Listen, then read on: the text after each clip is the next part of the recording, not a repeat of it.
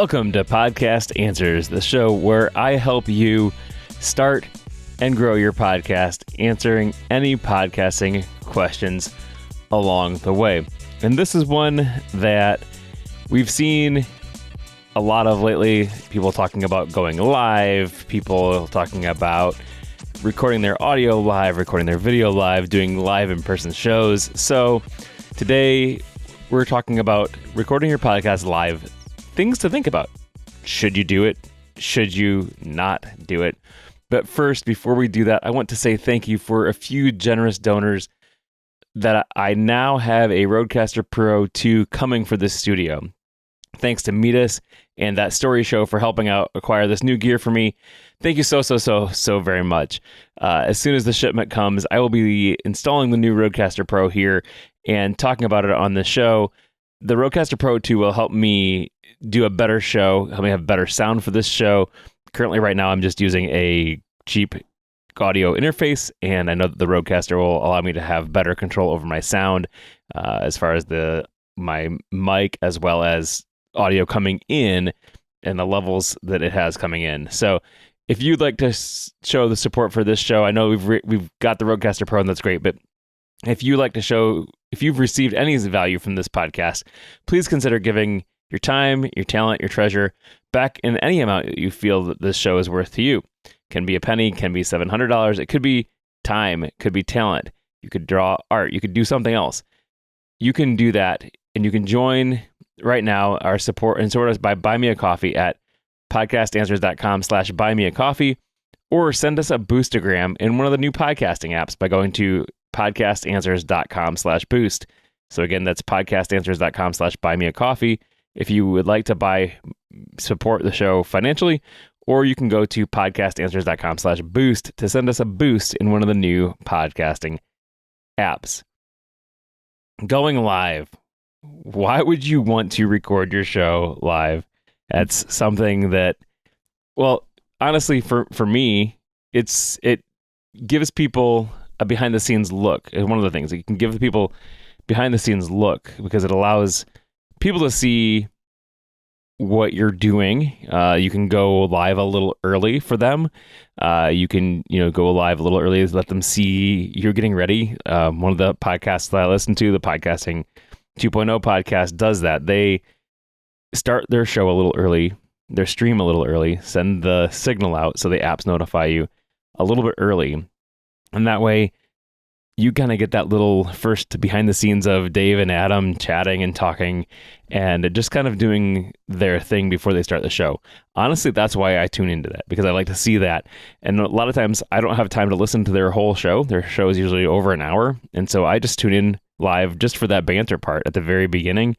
And then I catch everything else on the recorded podcast because I can't get that anywhere else. So it's kind of an extra look behind the scenes, and you could do this for supporters only if you wanted to do it. Like, let's say you're going live, you could do it in YouTube or whatever, but just give your listeners a link to the stream behind the scenes for your supporters. If you wanted to do that, just give it as something extra for them. Another reason you may want to go live is to get input from your audience. So that can be from live comments. So if you're on YouTube, you can see the live comments coming in. You can see reactions. People can ask questions just like they would if you were in a live studio audience. But the other way they can do it too is if they're listening live, you can send boostagrams, and we've talked about that a little bit before, but it's something with the new Podcasting 2.0 initiative, and allows you to send small amounts of money as you're listening to the show, but it allows you to also get comments too. And so this is another way that you can do that from your behind the scenes episode. So that's one of the ways that you can do that, because it allows you to go ahead and get some input from your listeners. It allows them to put feedback in.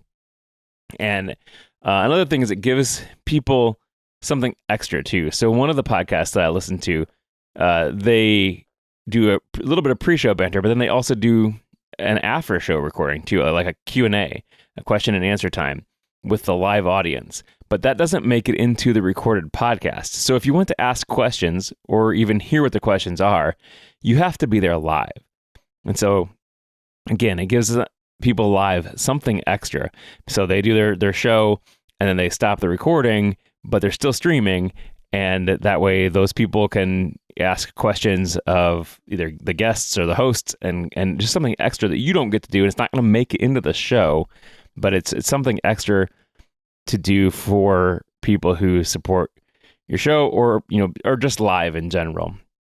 So what do you do? What are some of the ways that you can do a live show? And guys, you have to forgive me here. I just had my eyes checked. I was just at the eye doctor and they dilated my eyes. So I'm having a little bit of tough time reading my notes here. So here's some of the ways that you can do a live show. You can do live streaming video like YouTube, Facebook, Twitter, Twitch.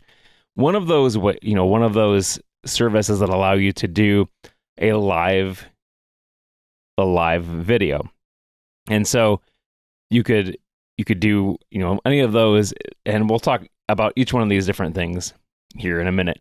You could do live audio. So in one of the new podcast apps that support live episodes, you can listen to the live audio. You can listen to it, you can see, you can hear. So it's a little bit easier to do because it's not all involved as video. But in one of the new podcast apps, you can listen to live audio episodes, just like you do with a live streaming, like on a radio station. A lot of times they'll have some sort of streaming audio that they do from their website. This is the exact same thing, except for it also shows up in your podcasting app. And then the last thing is you could also record in a place where a studio audience comes in and watches. So this would be a truly live episode where you're doing it in front of a studio audience. They're able to see you. They're able to be in the same room as you. So live streaming video. This is probably the most involved of the options for doing a live show. But it also has the potential of reaching the most people. You can use any number of different apps to do live streaming video. You could actually even do it probably right from your phone. If you wanted to just do something on Facebook, you could do it right from your phone. But you could use something like StreamYard or Riverside.fm, or my very favorite is Ecamm. And one of the reasons I like Ecamm is it's just really involved. There's a lot of things that you can do with it, but that you can go live with any number of different apps. It doesn't have to be Ecamm, my favorite one. It could be anything you can do live video with. But one of the things you need to keep in mind is that you need to have a camera of some sort. Webcams do work, but they're not the best quality because they're meant to get your video out there, but they're not necessarily meant to be a high quality TV show type of a thing. So you have to keep that in mind. You may need to buy a camera, but you can do it with something as easy as a webcam. But many options of different things allow you to bring in comments right up on the stream. So that's one of the reasons I like Ecamm, is if anyone's watching live, they can just comment right on the Facebook, Twitter, YouTube, whatever, and the option that for me to bring up their comment right on screen is amazing because it allows me to bring that in, show it on screen, show what we're talking about, show the comment, and then react to it. And then some apps also allow you to multi-stream, which means multiple platforms at once. So again, Ecamm can do that, and StreamYard can. I don't know if StreamYard can do it, but Restream can do it, where you're streaming to multiple platforms at the same time. And so this is handy because it allows you to reach a wider audience if you want. It doesn't just have to be in one place, but you can do it all places. So the great thing also about Ecamm is it allows you to set up scenes that show your desktop, show multi-cameras. If you have more than one host or a guest, you can put them all on the same screen. And it is Mac only, but if you want to check that out, I do have an affiliate link. It's at podcastanswers.com/Ecamm. you can go ahead and check it out. There's a free trial there, and I do make a little commission off of it, but I wouldn't recommend it unless I really, really, really believed in it. And I do, because it is one of the most amazing softwares that I've ever used, especially for live streaming, but just in general, the community is amazing there. And then again, this isn't an episode all about Ecamm, but I do urge you, if you have a Mac, to check out Ecamm. So, live streaming audio. This is one that's fairly new to the game, thanks to the new podcasting namespace with the Podcasting 2.0 initiative. New podcast apps can play a live audio stream of your podcast, like I said, just like you do with a radio station. You can tune in with the radio station's app and hear their station. You can do the same thing with a lot of the new podcasting apps, and I will link in the show notes to the apps that do support live audio, and technically most of the apps can also show live video too, but that's not necessarily, that's a whole different animal, because you can't just tell it to use the YouTube stream. You have to use a different application, so it's a lot harder for people to get a start. But what you do need for this is a Shoutcast or an IceCast server to stream your audio to and from. So for instance, I use Streamer.co, so STREAMERR.co. It's a few bucks a month to stream audio, but it's worth it because it allows you to have your audio in any podcast app and any podcasting app that supports this. And it's really pretty easy. And you can even embed a player onto your website, and you can do a lot of stuff. So I use Streamer.co, STREAMERR.co, and that allows me to have a Shoutcast IceCast server to stream my audio from. And so then you use a program that can connect to a Shoutcast IceCast server. So for me, I use Audio Hijack, and I just take the output from my mixer from what I'm doing and shove that out to the IceCast or Streamcast server. So and then as I'm recording, it's taking the audio from that output and sending it to the server. And then in order to get it into the new podcast apps, you need to enter a podcast or entry into the RSS feed that you have, and you need to put it in your feed so it's using the live item tag. This tells podcast apps where to look for that stream and where to look for your episode, as well as giving you the title and the description and things like that. Some podcast hosts actually support this.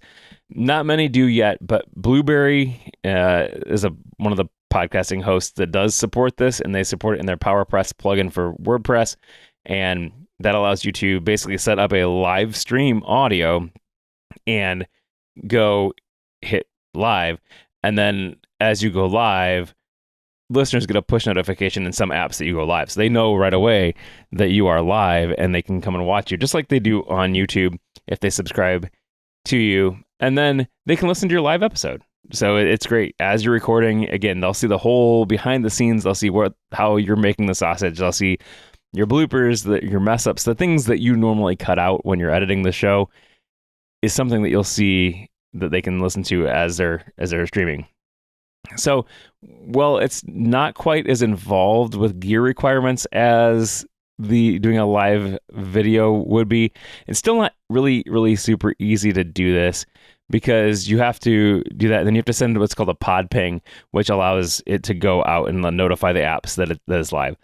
I can help you with this. I do this podcast live, both in audio, in a new podcast app, as well as I publish the video to YouTube as we're going, and that's at youtube.com/@podcastanswers. But that's one of those things that I enjoy doing because it allows me to give a behind the scenes look to the people. I do both at the same time. And again, you're not limited to one or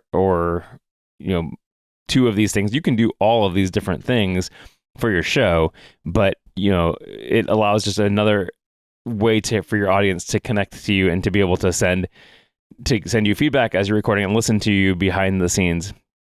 Now, the last way that you can do this is you can do this live in person. And this takes some time to do because you need to actually, you need to decide, are you going to sell tickets to this? Are you just going to invite everyone? How are you going to let them know how big your venue is. You know, you don't want to get too big of a venue, because if you only have 10 people show up, but you have a whole concert hall, it's going to look pretty sad.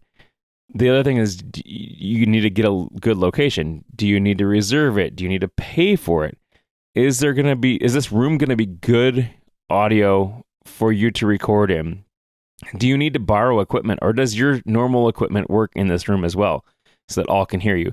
You know, for me, my normal equipment wouldn't work. I could do this. I could take my equipment with me, but I would, at this point, without the Rodecaster Pro and some extra speakers, because I don't have the Rodecaster Pro yet, I can't actually send the audio out to a PA. This wouldn't work for a public address system. So you need to kind of think about those things as far as what would work for a live show, a live recording. This is not something too that you'd want to do every week like you can do with the other two options. You know, with audio and video, you can send these out and do them every week, every episode if you want. But with a live in person, you're probably not going to record it live. You know, the Wait, Don't Tell Me from NPR is recorded live in front of a studio audience every week. You, as the average podcaster, are probably not going to be able to do a live show every week because you don't have the resources to do it. You don't have the space to do it. But it's good to do every now and then.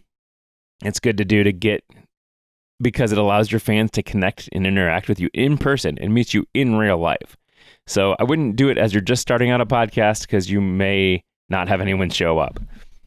But it is cool to do when you have a bunch of people listening and they can show up and come and meet you and hang out. This is probably the most involved of the three different live options that I've given you, and can take the most time to do. So it's good to do every once in a while, maybe every year, maybe every other year. But it is a good option because it does allow the people to come and hang out with you. And so it allows them to see who you are. And in this case, what I would also recommend doing is maybe having a mic set up so that your studio audience can actually come and ask a question in studio or in the room while they're with you. Guys, if this seems like something that you want to do, I can help you with this. This is something that we do all the time. Like I said, I record this podcast live. I record one of my other podcasts live. So if you want to do this live, definitely get in contact with me. You can do that at podcastanswers.com/contact. I would love to help you think through and do your live episodes, whether it be in the new podcast apps, just doing audio or doing video. I've got lots of experience using Ecamm and doing live shows. So guys, with that, we'll see you again next week for another episode of the Podcast Answers. Guys, have a great week. And until next time, keep podcasting. I'll see you later.